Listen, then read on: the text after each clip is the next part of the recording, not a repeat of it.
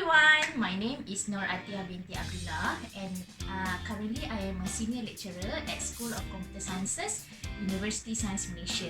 Okay, I am one of the girls in ICT and CodeMaven 1.0 team members. Okay, so why I choose ICT as my career path?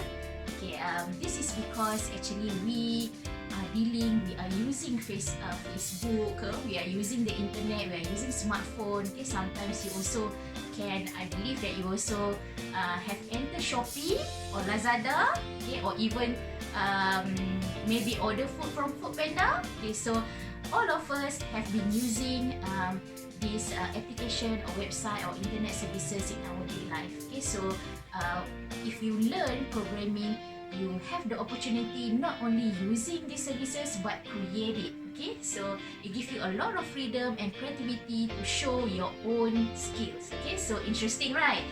Let's join us for CodeMaven 1.0 and we see you there. Bye.